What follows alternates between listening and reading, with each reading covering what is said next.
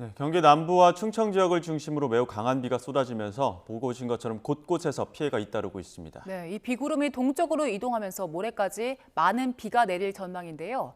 공항진 YTN 재난자문위원 연결해서 앞으로 폭우 전망 알아봅니다. 나와 계시죠? 네, 안녕하세요. 네, 안녕하십니까. 지금 경기 남부도 그렇고 충청도 지역에 비가 많이 내렸고 또 내리고 있는 것 같습니다. 지금 가장 많이 내린 지역은 어디입니까? 밤에 정말 잠을 설친 분들이 많으실 거예요. 충청남도와 경기 남부지방에 비가 집중됐는데요. 시간당 50mm가 넘는 기습폭우가 이어져서 많은 피해가 이어지고 있습니다. 특히 서산과 홍성 등 충남 서해안 일부에는 강수량이 400mm를 넘어서 하천이 범람하는 등 피해가 속출하고 있는데 서산 지방에는 새벽 2시쯤에 시간당 114.9mm의 극한 호우가 기록됐고요. 이런 큰 비가 계속 이어졌어요, 새벽에. 그래서 서산과 홍성 등 일부 지방에는 극한 호우가 몇 시간째 이어지면서 6시간 만에 강수량이 300mm를 넘어섰는데 7월 1일 강수량으로는 최고 기록입니다. 현재는 비구름이 지금 동쪽으로 약간 움직이고 있고 좀 남쪽으로 내려가고 있어요. 그래서 서산과 이쪽 홍성 쪽에서는 비구름이 움직여서 현재는 공주에 최고 시간당 51mm 비가 오고 있고요. 그리고 남부지방에도 비가 시작됐습니다. 그래서 호우주의보 지역이 경남과 경북 일부 그리고 지리산 부근까지 확대되고 있어요. 비구름은 조금씩 남쪽으로 더 내려가면서 계속 많은 비를 뿌릴 것으로 보여서 오늘과 내일 그리고 모레까지 비에 대한 대비가 필요한 상황입니다. 네, 지난 밤부터 오늘 오전 사이에 경기 남부 그리고 충청 지역에 비가 집중된 이유는 어디에 있습니까? 이렇게 비가 집중된 상황은요, 크게 보시면 이제 장마가 다시 시작되면서 찬 공기가 이렇게 밀려 내려왔거든요. 찬 공기가 밀려 내려오면서 그동안 남아있던 더운 공기와의 그 충돌 경계 지점이 충남과 중서부 지방에 걸쳐 있었기 때문이죠. 그러니까 말하면 비구름이 거의 움직이지 않고 그 일부 지방에 이어지고 있기 때문에 비가 많이 오는 비가 계속 이어져서 이렇게 피해가 크게 이어진 것입니다. 그러니까 북쪽에서 내려온 찬 공기가 오늘 내일 모레까지는 조금씩 남쪽으로 내려갈 것으로 예상돼서 충청과 경기 남부에 이어지고 있던 집중호우는 내일과 모레는 남부지방까지 확대될 가능성이 높은 것이죠. 말씀하신 지금 경남 지역으로 이제 남부 지역까지 내려가고 있는 이 전선이 지난 밤사이 내렸던 만큼의 어떤 비 강수량을 이상으로 내릴 수 있는 가능성도 있는 겁니까? 그렇죠. 이제 앞으로도 계속 집중호우가 이어진다는 점에서 이제 문제가 심각한 건데요. 오늘 하루 경기 남부와 충남에 최고 180mm 이상의 비가 더 예보가 되어 있고요. 그리고 강원도와 전북 서부에도 최고 150mm의 호우가 예상되고 있습니다. 그리고 내일과 모레 사이에 다시 또 충남에 180mm 호우가 예상돼서 충청도에는 300mm 이상의 비가 예보되어 있는 상태고요.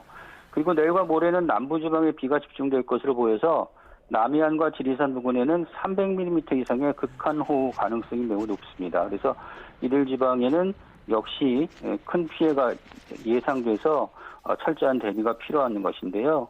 이번 비는 좁은 지역에 매우 강한 비가 이어지고 있어서 피해를 키우고 있고 또 지역에 따라 강수량 차이가 큽니다. 그리고 게릴라식으로 비구름이 이동하면서 계속 쏟아붓기 때문에 피해 지역이 넓어지고 있고요. 또 비가 멈췄다가 다시 강해지는 형태가 이어질 것으로 예상돼서 일단은 모레까지는 비가 그쳤다고 해서 안심하는 것은 안 될 것으로 보입니다. 예. 그리고 또 천둥 번개와 돌풍도 이어지고 있거든요. 그래서 이런 천둥 번개에도 대비를 하셔야 되겠습니다. 예, 앞서 극한 호우도 말씀해 주셨는데 그 좁은 지역에 강한 비가 내리는 이유는 뭡니까? 앞에서도 설명을 잠깐 드렸는데 그 북쪽에서 내려온 찬 공기가 지금 이제 장마를 다시 되살린 거거든요. 근데 이 찬 공기와 더운 공기가 이렇게 충돌하는 지점이 일정하게 그러니까 넓은 지역에서 충돌하는 것이 아니라 좁은 지역에서 충돌하고 있거든요. 그래서 이런 지역이 좁고 그래서 비가 말하자면 밀도가 높아진다고 볼 수 있겠죠. 많고 좁은 지역에 강한 비가 이어지는 이런 현상이 계속된다고 볼 수 있겠습니다. 저희가 지금 충청권과 남부 지역 쪽으로 비구름이 이동하고 있다라고 지금 위원께서 말씀해 주셨고 앞서 저희 네네. 취재기자 연결했을 때는 비구름대가 이제 동쪽으로도 이동하고 있다라고 얘기를 했거든요. 그럼 동쪽 지역으로도 비구름대가 지금 형성이 되고 그 기상 전망이 있습니까? 지금 현재는 이제 비구름이 머물고 있는 곳은요, 그 중부지방 뭐 대부분 지방의 비구름이 지금 머물고 있고요. 예. 그다음에 남부지방에는 이제 새로운 비구름이 좀 강화되고 있고, 그래서 어찌 보면 지금 전국이 다 영향권에 들었다고 볼 수 있는데, 현재는 그 남부지방의 비구름과 중부지방의 비구름이 약간의 격차를 보이고 있어요. 그래서 근데 이 구름이 이제 합쳐질 가능성이 높거든요. 합쳐지면 그 강한 비구름대가 이제 남부지방으로 이동하고, 이렇게 되면 남부지방에 내일과 모레까지 300mm 이상의 극한호우 가능성이 큽니다. 그러니까 오늘 새벽에 충청남도에 쏟아졌던 비가 내일 모레는 이제 남부지방으로 이동하고, 그리고 그 가운데서도 특히 남해안 그리고 지리산 부근이 위험하다, 이렇게 말씀드릴 수가 있겠습니다. 예. 위원님, 앞서 장마가 다시 시작됐다고 말씀해 주셨는데 기상청에서는 네네. 그 충청 지역, 호남, 영남 지역 등에 장마 종료를 선언하지 않았었습니까? 다시 이제 시작이 되는 겁니까? 네. 기상청이 이제 장마를 종료하는 것은 남부지방이고요. 중부지방의 장마는 종료를 하질 않았거든요. 그래서 이제 중부지방에는 다시 장마가 시작된 건데, 사실 최근에는 이렇게 날씨 형태가 일정한 형태를 유지하는 것보다는 처음 경험하는 날씨 형태가 많이 나타나고 있어요. 그리고 이렇게 비가 장마철이라고 해서 비가 계속 이어지는 것이 아니고, 비가 오다가 멈췄다가 다시 오는 경우는 그렇게 아주 이례적인 현상은 아니거든요. 그래서 비구름이 다시 발달하면서 이제 장맛비가 이어지고 있고, 남부지방의 비는 형태로 보면 장맛비와 유사한데 기간으로 길지는 않을 것으로 보여요. 그래서 짧게 끝날 것으로 예상돼서 일단 이번 비의 고비는 이번 주가 될 것으로 보이고요. 다음 주부터는 이제 비가 서서히 그치고 다시 지난주에 이제 이어졌던 폭염 형태, 그러니까 북태평양 고기압, 더운 공기죠. 이 더운 공기가 우리나라로 확장하면서 북태평양 고기압이 우리나라를 덮고, 이에 따라서 다음 주에는 다시 낮에는 낮 기온이 뭐 35도 가까이 오르고, 그리고 밤에는 열대가 이어지는 전형적인 폭염 형태가 나타날 것으로 예상이 됩니다. 예. 올여름 특징이 이렇게 폭염과 폭우가 계속 번갈아서 나타나는 형태가 되고 있어서 걱정인데요. 사실 뭐 이번 비로 중부지방의 장마가 종료됐다는 선언이 나올지 몰라도 8월에도 비가 또 올 가능성이 있거든요. 그러니까 올여름 내내 이런 폭염과 폭우에는 대비를 하시는 것이 좋겠습니다. 예, 지금 당장 모레까지 강한 비 예보들이 많이 있는데 특히나 오늘 주의해야 할 지역은 어디가 있을까요? 그러니까 오늘은 이제 지금 비구름이 좀 남쪽으로 내려가지고 있지만 아직도 지금 현재 많이 비가 오고 있는 충청도 지방이 특히 조심을 많이 하셔야 될 것 같고요. 예. 그리고 이제 비가 막 시작되면서 국지적인 호우가 쏟아지고 있는 전라북도 일부 그리고 경상북도 일부 이쪽 지방에서 경계를 좀 늦추시면 안 될 것으로 보입니다. 예. 앞으로 이제 집중호우가 예상되는 지역이 충청도 있지만 남쪽으로도 이동하고 동쪽으로도 이동하기 때문에 이 지역 계시는 분들 주의를 하셔야 될 텐데 지금 대비해야 할 것들 어떤 게 있을까요? 이제 이렇게 집중호우가 오게 되면요, 집중호우가 이제 쏟아져서 일단 피해가 발생하면 그 다음에는 외출 같은 것은 하지 않으시는 게 좋고요. 가장 중요한 거는 상황을 공유하는 게 가장 중요합니다. 그래서 기상 상황과 재난 정보를 확인하고 이웃과 정보를 공유하는 것이 좋고요. 그리고 위험 지역에는 아예 접근을 하지 않는 것이 좋겠습니다. 오늘 좀 전에 그 여러 기자님들의 리포트에서도 말씀을 드렸지만 지하 공간이 특히 위험하거든요. 그래서 비가 한꺼번에 쏟아지면 이것이 뚝 터듯이 터지면 지하 공간으로 물이 밀려들기 때문에 지하 공간에는 섣부른 접근을 하지 않는 것이 좋고요. 산사태 위험 지역은 이미 지자체가 확인하고 있고 또 아는 분들도 계실 거예요. 그래서 본인이 산사태 위험 지역이 있는 경우에는 안전지대로 대피하시는 게 좋고요. 그리고 이렇게 호우가 많이 내리게 되면 가스 누출로 인한 2차 피해 가능성도 있습니다. 그래서 이런 경우를 대비해서 사전에 차단하는 것도 좋은 방법이고요. 만약에 정전이 발생한 경우라면은 양초를 사용하지 말고 손전등이나 휴대폰을 사용하는 것이 좋습니다. 그리고 건물 안에 물이 조금이라도 차오를 경우에는 즉시 고지대로 대피하셔야 되겠고요. 침수 지역에서는 이제 감전 사고도 위험합니다. 어제 3,000회에 가까운 그 천둥 번개가 쳤는데 이렇게 찬 공기와 더운 공기가 갑자기 그 좁은 지역에서 만나서 급격한 대리운, 말하자면 키가 큰 구름이 만들어지면 이때는 전기들이 분리가 되면서 이 천둥 번개 현상이 심해지거든요. 그래서 천둥 번개가 심해지면 일부 지방에 화재도 발생할 수 있고 또 이렇게 그 정전 사태에 뭐 전선이 끊어져서 물에 들어가게 되면 감전 사태를 부를 수도 있으니까 이 침수 지역에서는 감전 사고와 자동차 시동 꺼짐 이런 것도 조심을 해야 되겠습니다. 무엇보다도 아무튼 각 지역의 특성에 맞는 그 재난 대비 계획이 있을 테니까 지자체의 안내를 따라서 행동하시는 것이 피해를 줄이는 방법이라고 볼 수 있겠습니다. 예, 위원님 저희가 앞서 이제 취재기자 연결하면서 인명 피해 소식도 전해드렸었는데 특히나 네. 그 오산 고가도로 옹벽이 붕괴되면서 한 명이 사망했다는 소식을 저희가 취재기자 통해서 전해드렸고요. 저희가 네네. 단독으로 또 입수한 영상이 있습니다. 위원님 전화 연결하면서 그 영상까지 한번 설명드리겠습니다. 네. 어제 저녁 7시 44분쯤이었는데요. 경기도 오산시 그 가장교차로 고가도로 10m 높이 옹벽이 무너지는 사고였습니다. 영상 나오면 영상 보시면서 또 설명드리죠.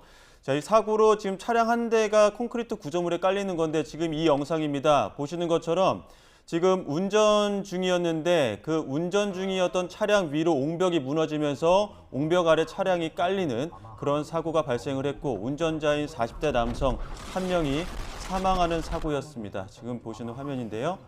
네, 차량은 무게 180톤, 길이 40m, 높이 10m가량 콘크리트 구조물에 눌려서 심하게 파손이 됐고요. 운전자인 40대 남성 한 명은 사망했다는 소식입니다. 경기 오산시 가장교차로 고가도로 10m 높이 옹벽이 무너진 건데요. 자, 보신 것처럼 지금 찻길 쪽으로는 물이 많이 이렇게 들어차 있는 모습은 아니었습니다. 하지만 옹벽 쪽으로 물이 많이 머금었고 그 옹벽이 무너지면서 그대로 차량을 덮치는 이런 사고가 있었습니다. 위원님, 저희가 지금 영상으로도 보여드렸습니다만 비가 네네. 그친다고 해서 위험도 끝난 건 아니거든요. 그 비가 그친 뒤에 위험한 구간들도 많을 것 같은데 어떻습니까? 일단 이제 물이 안으로 스며들게 되면 차차 그 구조물들을 좀 위험하게 하겠죠. 그래서 그게 비가 많이 쏟아지는 형태에서 피해가 발생할 수도 있지만 그 비가 그친 뒤에 조금 지나서 피해가 나타날 수도 있거든요. 그러니까 예. 산사태 그 위험 지역은 지도로 이렇게 나와 있는 지역이 많이 있는데 이들 지역은 빗속으로 그러니까 땅속으로 스며든 물이 산사태를 일으킬 가능성이 무엇보다도 크고요. 그리고 이번에 지금 기록되는 비의 강수량 형태가 뭐 하루에 300mm 이상 이렇게 비가 오게 되면 사실 위험하지 않은 부분이 없을 정도로 위험도가 높아집니다. 그러니까 일단은 특히 요즘에는 이제 산에 큰 난개발로 인해서 주택들이 날려가고 이러잖아요. 그래서 주변에 높은 산에 계신 분들은 산사태가 그 자기 집의 위험을 초래할 수도 있으니까 꼭 확인하시고 또 예. 지자체 대피 명령에 따라주시는 것이 좋을 것으로 보입니다. 예, 위원님 저희는 지금 그 어제 있었던 오산의 교차로 고가도로 옹벽이 붕괴되는 영상 함께 보고 있는데 이런 네네. 옹벽 구조물들이요 앞으로도 네. 계속 강한 그 비가 집중적으로 많이 내리는 상황이 반복된다면 여러 네네. 위험한 지역들이 있을 것 같거든요. 그렇겠죠. 잠깐 지금 비가 보니까 예 그칠 때 네. 좀 지자체에서 나설 수 있는 방법들이 있겠습니까?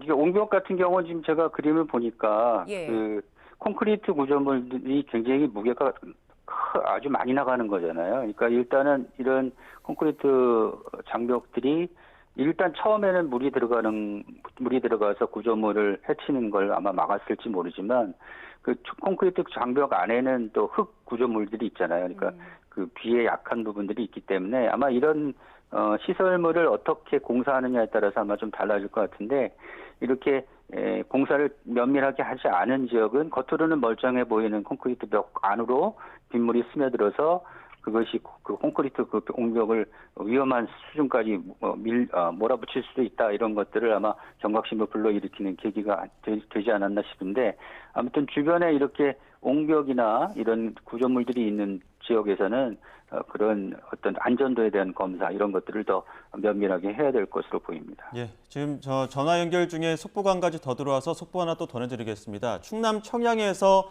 산사태가 발생을 했는데 2명이 매몰된 것으로 추정된다는 소식이 속보로 들어왔습니다. 오늘 오전 9시 36분이고요. 충남 청양 대치면에서 산사태가 발생을 했고 소방은 무너진 흙더미에 주민 2명이 매몰된 것으로 추정하고 지금 구조 작업에 나섰다는 소식이 속보로 들어왔습니다.